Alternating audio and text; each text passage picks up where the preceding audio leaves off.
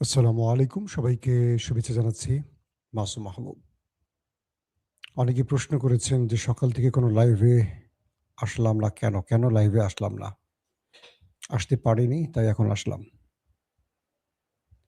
জি, আপনারা যেখান থেকে কমেন্ট করছেন আমি দেখতে পাচ্ছি ইতালি থেকে, চট্টগ্রাম থেকে, আরো বিভিন্ন দিনাজপুর জেলার বীরগঞ্জ থেকে, কক্সবাজার থেকে, রোহিঙ্গা ক্যাম্প থেকে। ওকে। আপনি কি আমাকে শুনতে এবং দেখতে পাচ্ছেন ক্লিয়ার? কোনো সমস্যা আছে?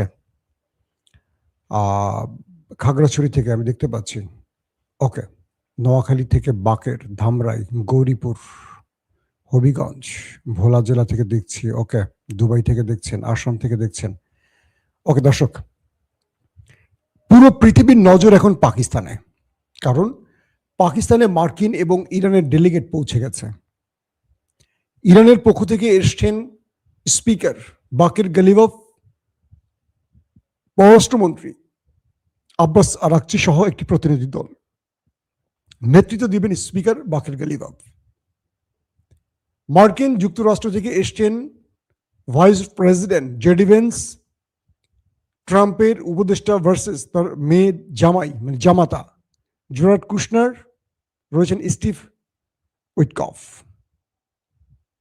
মার্কিন যুক্তরাষ্ট্র থেকে ৩ জন গুরুত্বপূর্ণ অফিসিয়াল, আর ইরান থেকে ২ জন স্পিকার এবং পররাষ্ট্রমন্ত্রী।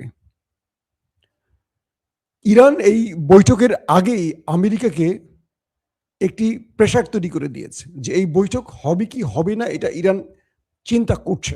আমরা এসছি, প্রয়োজনে চা খাবো। কিন্তু এই বৈঠকটি হবে তখনই যখন ইরানের ২টো শর্ত মানা হবে। প্রথম শর্ত হলো ইসরায়েলকে অবশ্যই লেবাননে হামলা বন্ধ করতে হবে। যতক্ষণ হামলা বন্ধ না হবে ততক্ষণ এই বৈঠক হবে না।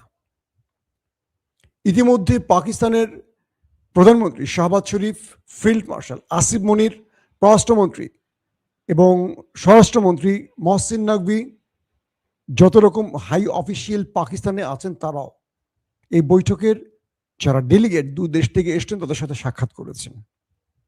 এই মুহূর্তে শাহবাজ শরীফের কি বলবো দুপুরের খাবারের আমন্ত্রণে আছেন এই ২ পক্ষ।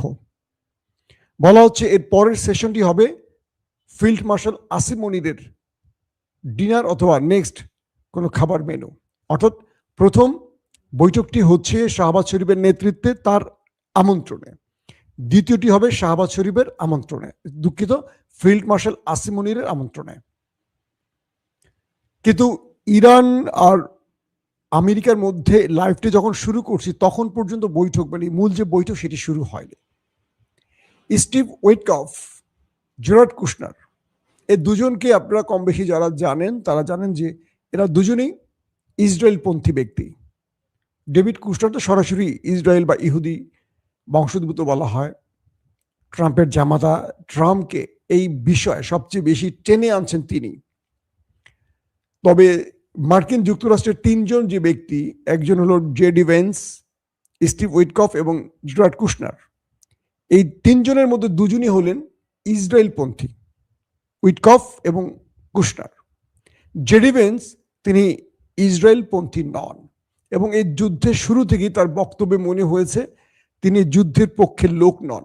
তবে সাম্প্রতিক তার বক্তব্যটি একটু এলোমেলো হয়েছে বা ট্রাম্পের পক্ষে চলে গেছে, যেহেতু ট্রাম্পের তিনি ভাইস প্রেসিডেন্ট। ভার্জিনিয়ায় ট্রাম্প পা রাখলেন আজকে। সেখানে সাংবাদিকরা তাকে প্রশ্ন করলেন ইরানের কাছ থেকে আপনি কি চান, কারণ ইরান ইতিমধ্যে 10টি শর্ত জুড়ে দিয়েছে আমেরিকাকে। কিন্তু আমেরিকা নিজস্ব মানে তারা এরকম লিখিত কোনো শর্ত এখনো দেয়নি। বিভিন্ন সময় প্রেস কনফারেন্সে তারা অনেক কথা বলেছে। তো এই মুহূর্তে মানে ট্রাম্পের লেটেস্ট সবচেয়ে লাস্ট যে বক্তব্যটি পেলাম, তিনি বিমানবন্দরে নেমে হাঁটা শুরু করলেন। সাংবাদিকরা ভার্জিনিয়া তাকে প্রশ্ন করেছে যে আপনি ইরানের কাছ থেকে কি চান। তিনি বলছেন নো নিউক্লিয়ার ওয়েপন, অর্থাৎ ইরানকে কোনোভাবে পারমাণবিক শক্তিধর হতে দেবে না বা ইরান কোনোভাবে পারমাণবিক শক্তিধর হতে পারবে না, এটি আমেরিকার শর্তের 99%। তার মানে আমেরিকার এই বক্তব্যটি দিয়ে আমরা দুটো বিষয় ক্লিয়ার হয়ে গেছে যে ইরান যে 10টি শর্ত আমেরিকাকে দিয়েছে এর মধ্যে ইরান কোথাও বলেনি যে আমরা নিউক্লিয়ার বোমা বানাবো। আর আমেরিকা বলছে নো নিউক্লিয়ার ওয়েপন। কে বলছেন? President Trump. তার মানে যদি এই আলোচনাটাকে স্থায়ীভাবে একটা ভিত্তি দেওয়ার চেষ্টা করা হয় তাহলে সম্ভব। কারণ ইরান যে 10টি চুক্তি করেছে তার মধ্যে বলা আছে তারা শান্তিপূর্ণ নিউক্লিয়ার প্রজেক্ট এগিয়ে নেবে। সেটা কি? বিদ্যুৎ, স্বাস্থ্যসেবা মানে চিকিৎসা সহ যেগুলো প্রয়োজনীয় বিষয় সেখানে। ইরান কিন্তু একবারও বলেনি যে আমরা নিউক্লিয়ার বোমা বানাবো। তার মানে ট্রাম্প যে শর্তটি দিয়েছে ইরান এক বাক্যে মেনে নেবে যে আমরা আমেরিকার দাবিটি 100% রক্ষা করবো যে আমরা নিউক্লিয়ার বোমা বানাবো না। কারণ এটা ইরান ঘোষণা দিয়ে বানাবে না। ইরান যদি বানায় চাইলে বানায় ফেলছে এতদিন, এখন শুধু টেস্ট করা বাকি। আর যদি ইরান না বানিয়ে থাকে তাহলে বানিয়ে ফেলবে। এটা আমেরিকাকে বলে করে কিছু করা লাগবে না, কারণ বানিয়ে ফেলার পর আর আমেরিকা কিচ্ছু করতে পারবে না। এটা লুকোচুরি করে বানাতে হবে, এটা ঘোষণা দিয়ে বানাবে না। তাহলে আমেরিকা ইরানকে আর কোনো শর্ত দিচ্ছে না আপাতত, লাস্ট ট্রাম্পের বক্তব্য অনুসারে। ইরান চাইছে কি? ইরান চাচ্ছে বেশ গুরুত্বপূর্ণ যেগুলো, এক, তাদের রাষ্ট্রে যে হিট করেছে, যুদ্ধ চলছিল 40 দিন, সকল ক্ষতিপূরণ। 2 নম্বর, গালফ থেকে আমেরিকাকে চলে যেতে হবে, আরবে থাকতে পারবে না। 3 নম্বর, ইরানের উপর নিষেধাজ্ঞা যে ছিল সেই নিষেধাজ্ঞা প্রত্যাহার করতে হবে, ইরান তার মতো এখন ব্যবসা বাণিজ্য করবে।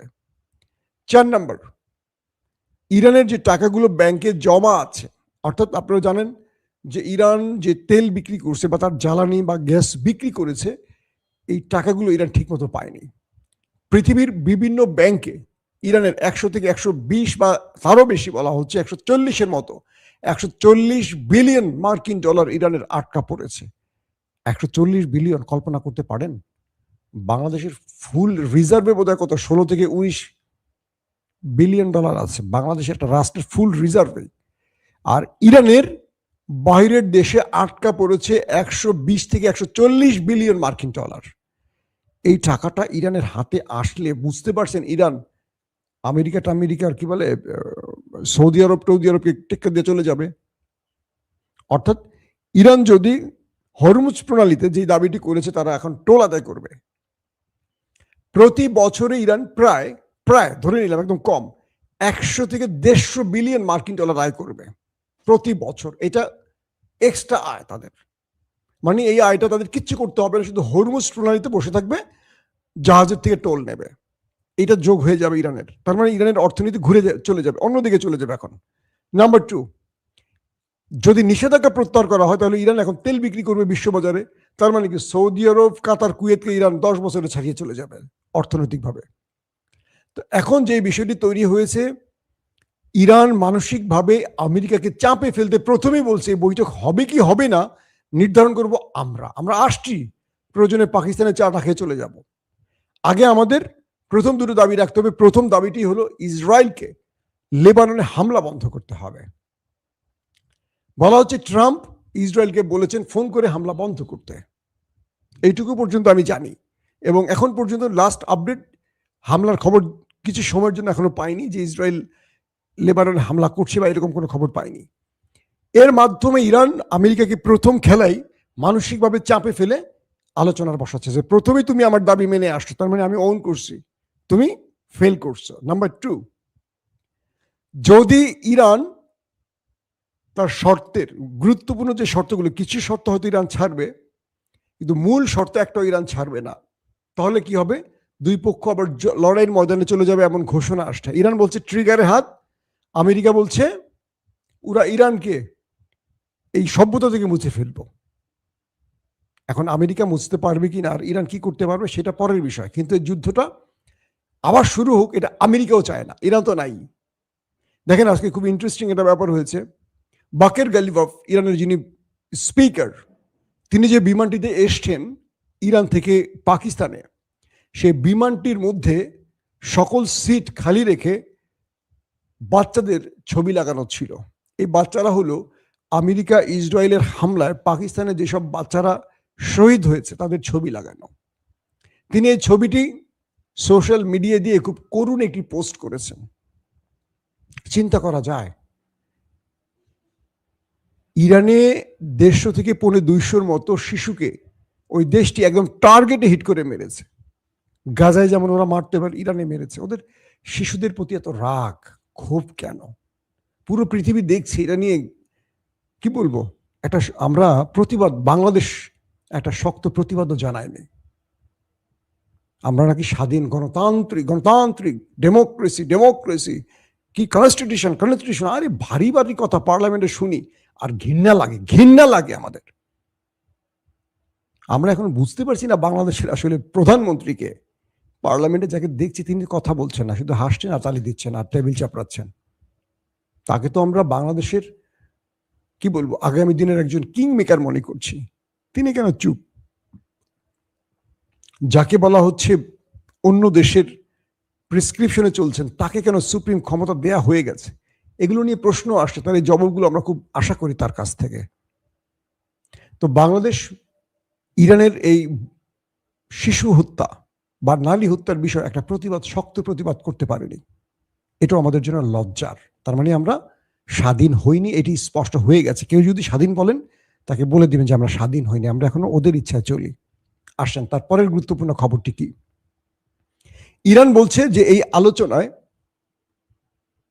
একটি পথ খুলবে, সেটি হলো আমেরিকা কি চায়। কারণ ইরান যে দাবিগুলো করছে, এই দাবিগুলো ইরানের বৈধ অধিকার। যে কথাটি আমি শেষ করেছিলাম, 150 থেকে 200 শিশু যাদেরকে স্কুলে বোম্বিং করে হত্যা করেছে, তাদের প্রত্যেকের ছবি সেই বিমানটির সিটে ছবি লাগানো ছিল, এবং তাদের যে স্কুল ব্যাগ যেগুলো পুড়ে গেছে, ফুল, এই বাচ্চাদেরকে, ইরানের বাচ্চাদেরকে স্কুলে ফুল দেয়া হয়, সেই সিটগুলোতে ফুল রাখা হয়েছে। এদেরকে বলা হয় বেহেশতি ফুল। এই দৃশ্যটা যারা দেখেছে, পাকিস্তানে অনেকে দেখার সুযোগ পেয়েছে। এটা একটা প্রতিবাদ হিসেবে এটা ইরান করেছে, বুঝতে পারছেন? পুরো পৃথিবী যেন দেখে। প্রতিটা নিহত বাচ্চার ছবি বিমানের সিটে দেওয়া হয়েছে এবং পুরো পৃথিবী এটাকে দেখেছে। বাকের কালিবাব যখন এই ছবিটি দেখিয়েছেন সোশ্যাল মিডিয়ায়, পুরো পৃথিবী দেখেছে, এটাকে শিরোনাম করেছে খবরের। যে তথ্য এতদিন মানুষ অনেকে জানতো না বা অনেকে আড়াল হয়ে গেছে যুদ্ধের কারণে, আজকে পুরো পৃথিবী দেখছে যে ইরানের এই শিশু নিষ্পাপ বাচ্চাগুলোকে কিভাবে নিষ্ঠুরের মতো মেরেছে ওরা। কিভাবে জবাব দিবেন মিস্টার ট্রাম্প, কিভাবে জবাব দিবেন মিস্টার নেতানিয়াহু? কারণ আমেরিকা ইসরায়েল যাই করেছে, ইরান কিন্তু কোনো সিভিলিয়ান মারেনি। চাইলে ইরান ওদের চেয়ে কয়েকগুণ বেশি মারতে পারত। যেই পরিমাণ মিসাইল ইরান মেরেছে, ইরান শত্রুকে টার্গেট করছে কারা? যারা যুদ্ধে সম্পৃক্ত, সেনা, সামরিক ঘাঁটি, বাংকার, যেখানে সেনা বাংকার, মানে সিভিলিয়ান বাংকার নয়, তাদের কি বলে রাডার সিস্টেম, তাদের প্রতিরক্ষা ব্যবস্থা, এগুলো ধ্বংস করেছে। পাওয়ার গ্রিড, এই জিনিস সিভিলিয়ানদের খুব কম মেলেছে। এই পর্যায়ে এখন আমেরিকা আর ইরান মুখোমুখি আছে। পৃথিবী বলছে, ওয়ার্ল্ড বলছে এই লড়াইতে ইরান বিজয়ী হয়ে গেছে, ইরানকে ভিক্টরি ঘোষণা করে দিয়েছে। কারণ আমেরিকার মতো একটি দেশকে টেনে এনেছে আলোচনার টেবিলে, আর ইরান সেই টেবিলে বসার আগে বলছে আমরা বসবো কি বসবো না, সেটা ডিপেন্ড করবে আমাদের দুটো শর্ত মানার পর। তার মানে এখানেও ইরান আমেরিকাকে বলছে যে তোর ইচ্ছা না আমার ইচ্ছা হবে এই আলোচনা, আগে আমার শর্ত মেনে নে। ইতিমধ্যে মেবি মেনে যাচ্ছে। পাকিস্তানে কেন এই আলোচনা, অনেকে আমাকে প্রশ্ন করেছেন। প্রথম, ইরানের সাথে পাকিস্তানের সম্পর্ক ভালো, ইরানের সাথে সৌদি আরবের সম্পর্ক ভালো। দুঃখিত, পাকিস্তানের সাথে ইরানের সম্পর্ক ভালো, পাকিস্তানের সাথে সৌদি আরবের সম্পর্ক ভালো, পাকিস্তানের সাথে আমেরিকার সম্পর্ক ভালো। অর্থাৎ গালফ কান্ট্রির প্রতিনিধি হিসেবে পাকিস্তান ভূমিকা নিতে পারবে। পাশাপাশি পাকিস্তানের সাথে আমেরিকারও সম্পর্ক ভালো, আবার ইরানেরও সম্পর্ক ভালো।